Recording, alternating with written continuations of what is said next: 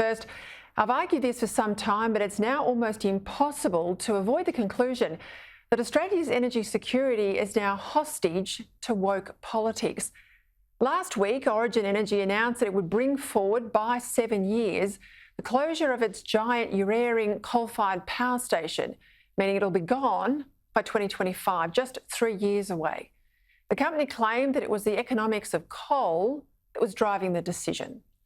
But the fact that it refused a state government offer to buy or lease back that plant, which the New South Wales government, indeed taxpayers, had originally built and operated for many years before selling to Origin in 2015, shows that this is all about manipulating the market to drive power prices higher and boost company profits.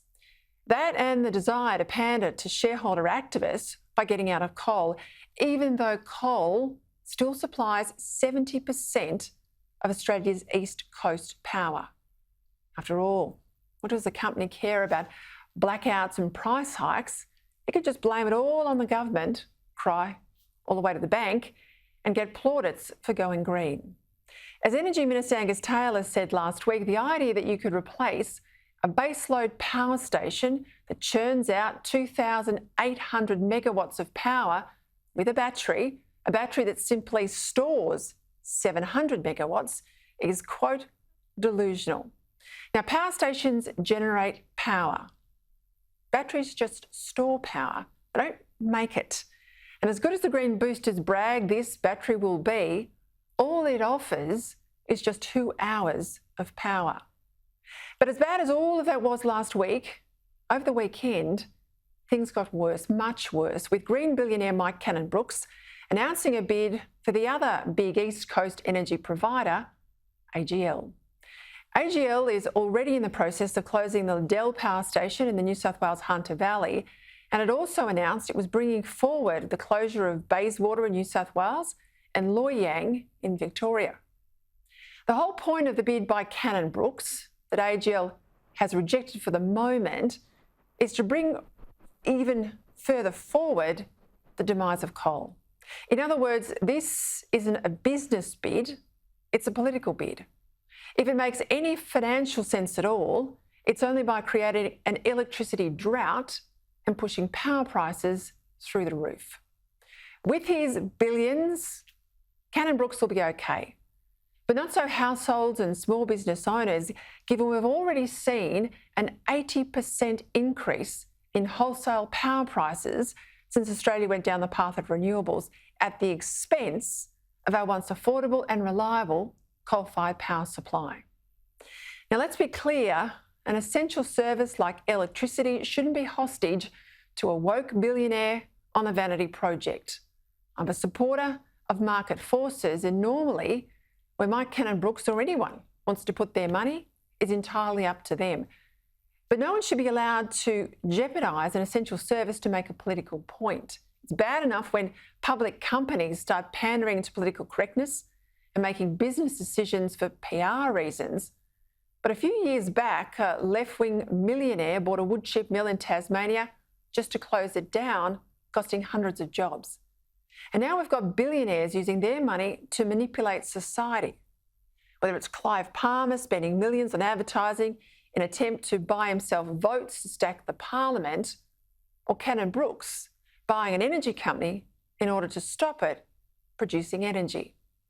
What's vital is maintaining an affordable and reliable power supply. And in the absence of nuclear power or a technology that doesn't yet exist at scale, there's no way of generating 24/7 baseload without fossil fuels. No way. And the result of the world, the rest of the world, they understand that. Whether it's the coal they're burning in China and India or the nuclear power they're using in Europe, we are the only idiots exporting to the globe what we now refuse to use in our own country. This move by Cannon-Brookes should bring to head this green madness and force a really hard conversation inside government and in the community about Australia's energy security into the future, not just how we're reacting to climate change hysteria. Rather than see these assets sold to political billionaires, isn't it high time we thought seriously about bringing more government back into these essential services so there is at least some accountability to us in the public through the ballot box.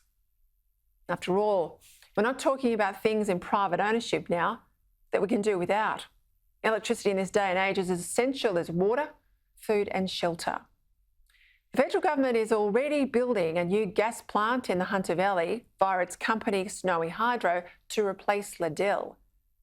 Isn't it time to now consider either the New South Wales or federal governments acquiring Eraring, forcing Origin to sell it to the government rather than shut it down, and for the government to keep it going as long as needed to keep the lights on?